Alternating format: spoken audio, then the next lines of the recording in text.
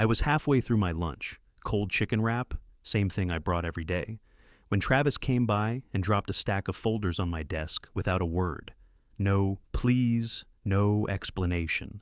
Just dumped them and walked off like I was the office printer. I didn't even finish chewing. I looked at the pile, then looked up and caught Rachel smirking from her desk across the room.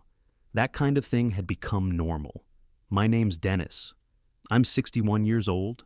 I live just outside Columbus, Ohio.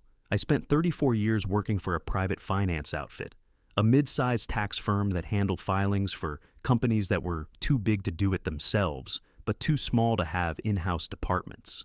I wasn't a manager or anything, but I handled over 40 accounts and trained almost everyone who walked through the door in the last 10 years.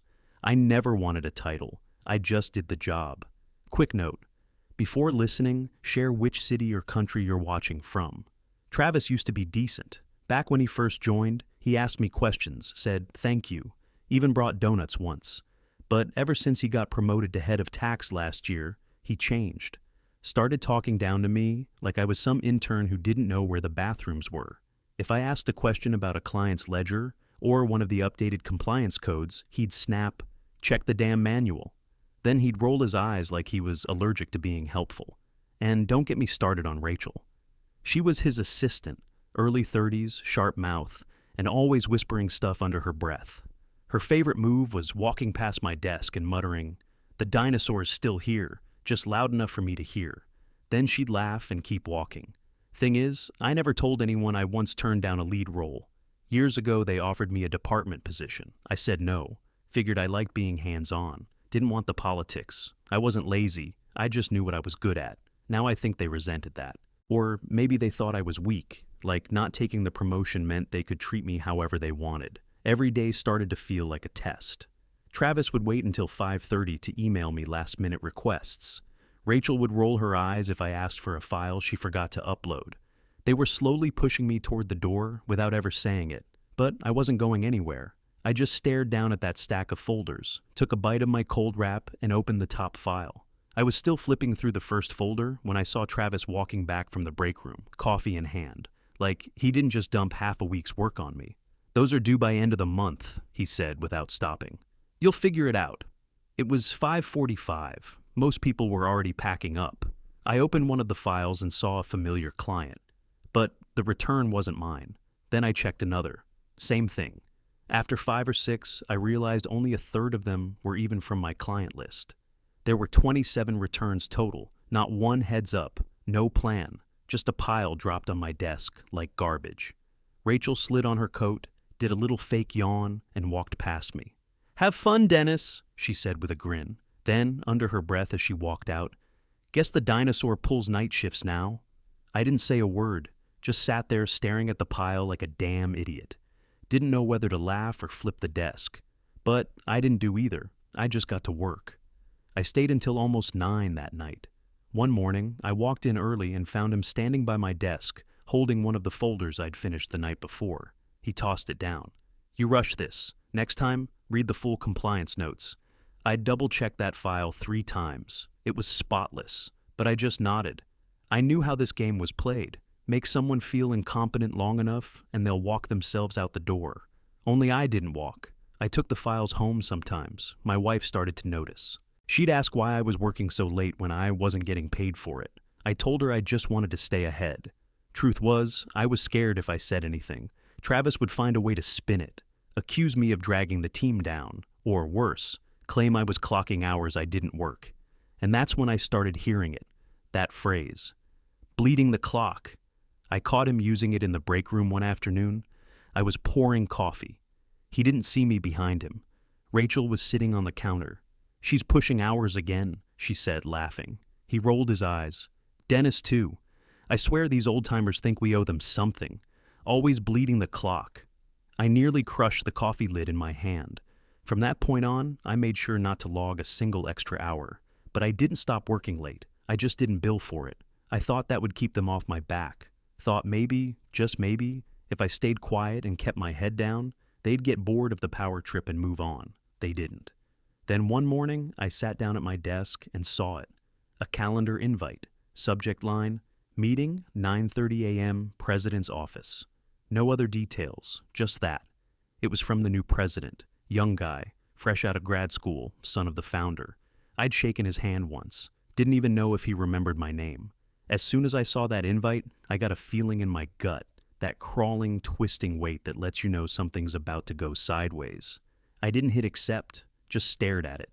Then I stood up, tucked in my shirt, and walked toward his office. I stepped into the president's office and the door clicked shut behind me. Travis and Rachel were already seated across from his desk, side by side like a tag team. Travis had his legs crossed and a smug little tilt to his chin. Rachel barely looked up, just kept tapping her fingers on her notebook like she was bored already. The president stood when I walked in. "Hey, Dennis," he said, a little too cheerful. "Thanks for coming in." I nodded but didn't sit. I already knew I wasn't going to like where this was going. My gut had been right. He cleared his throat and looked down at a folder in front of him, thick, probably full of printouts and spreadsheet screenshots. "So," he said, not meeting my eyes, "I'll just get to it. We'll need your resignation by month end."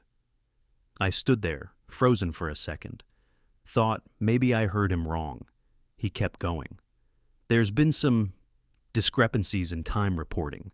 You logged 86 hours of overtime this past month. That's more than anyone else in the department combined. Travis and Rachel only logged 10. Rachel smirked without looking up. Travis folded his arms like he'd just won something. I sat down slowly. "Yeah," I said. "Because I was trying to cover the work. A lot of it wasn't even mine. I stayed late so the clients wouldn't be left hanging." Travis cut in. "No one asked you to do that." That hit hard. I looked at him and said nothing. I could have laid it all out.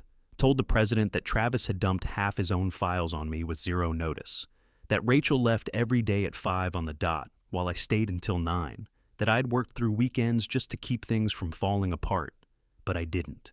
Because if I said all that, it'd sound like I couldn't handle the job. Like I was throwing them under the bus just to save my own skin. I wasn't going to give them that satisfaction. I turned back to the president. I didn't inflate anything. Every hour was real. Every client got what they needed. He finally looked up at me. "Dennis, I'm not accusing you of anything malicious. But this pace, it's not sustainable. We need a consistent standard, not heroics." Heroics. That word sat in my throat like broken glass. I glanced at Travis. He was staring at me with this smug little tilt to his mouth, like he already saw the headline in his head. Old guy finally pushed out. Rachel was scribbling something on a pad, not even pretending to hide her grin. I could have fought it. Could have demanded an audit, pulled client logs, showed exactly whose accounts I'd been carrying. But the president already made up his mind. I could see it in his eyes. He didn't want to fight. He wanted me to nod, shake hands, and quietly walk out the back door. So that's what I did. "Fine," I said. "I'll resign. End of the month." The president gave a small nod, like that made things easier for him. "We'll set up HR to help with the transition." Travis exhaled, leaned back like he could finally relax. Rachel's pen stopped moving. I stood, adjusted my sleeves, and looked at them both. Didn't speak, didn't blink. They grinned as I walked out. Just sat there smiling like they'd pulled off the perfect little coup. I didn't slam the door. I didn't yell. I didn't throw anything. I just kept walking down the hallway, past the office I'd sat in for 34 years. No thank you, no handshake, not even a look back. I didn't talk to anyone on my way out. Just went back to my desk, opened a fresh notepad, and started making handover sheets. No goodbyes, no drama. I wasn't about to give them a scene they could gossip about later. I spent that whole last week tying off every loose end. I labeled every folder, updated every client file, even cleaned the damn coffee mug cabinet. I emailed all 42 of my clients with the contact info for the new rep they'd be dealing with. Some poor kid named Ethan who hadn't even handled one return on his own yet. I didn't say anything negative, just kept it polite and factual. The president never followed up. I tried once, left a message asking if he wanted an exit interview or something.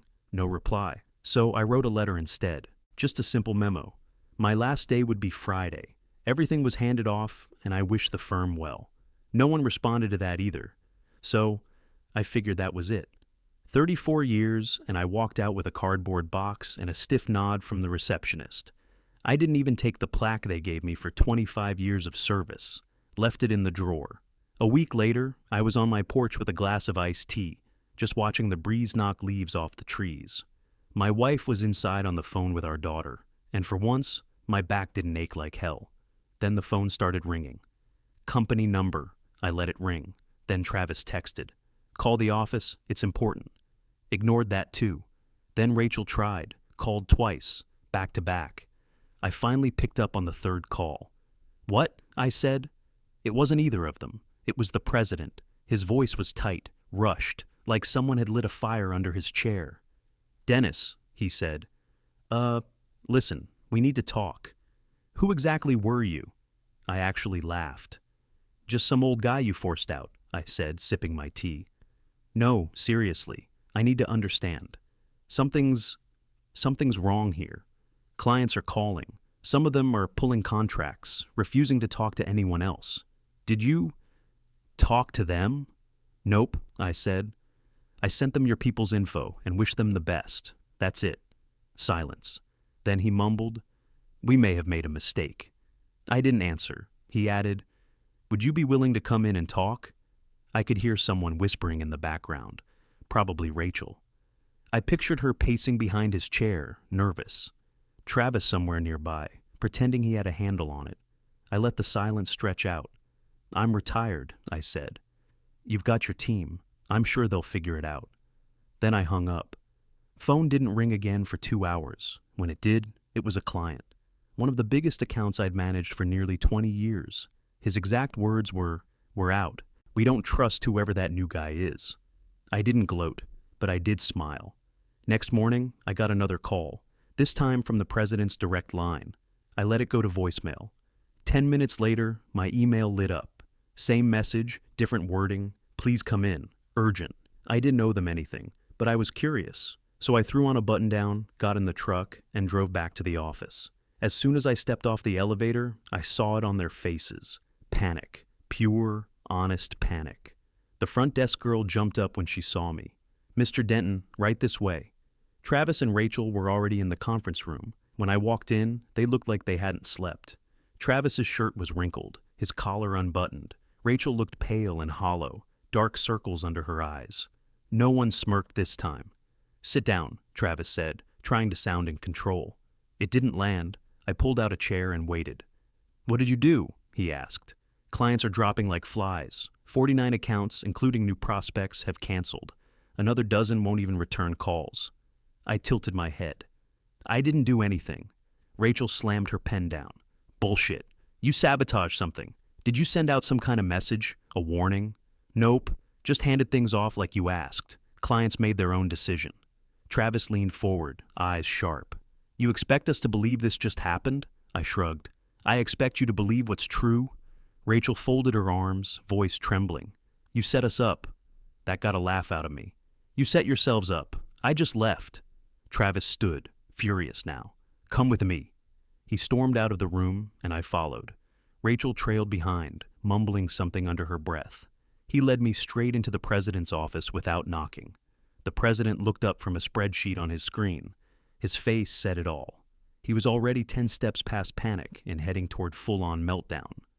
Clients say they won't deal with anyone else, he told me. One even said, if Dennis isn't there, we're not signing. I nodded. Sounds about right. He looked up. Why? I pointed to the files stacked on the corner of his desk. Those are numbers. I was the person behind them. I handled each return like it was my own money on the line. I called people back. I showed up. When something went sideways, I fixed it before anyone noticed. They didn't stay with your firm because of your logo or your software. They stayed because of me. Rachel muttered. So you admit you were the whole system? I turned to her. I didn't build the system. I just carried it when no one else would. The room went quiet. Travis tried again. So what? This is your revenge? I looked at the president. It's not revenge if I didn't do anything. He swallowed hard. We're hemorrhaging contracts. We've never had this kind of collapse. Ever. Maybe next time, I said. Don't push out the guy holding the roof up. He didn't argue. Travis clenched his fists, stepped forward like he wanted to say something else, but didn't. Rachel sat down hard in the nearest chair, suddenly quiet. The president rubbed his temples. We're going to need to rethink everything.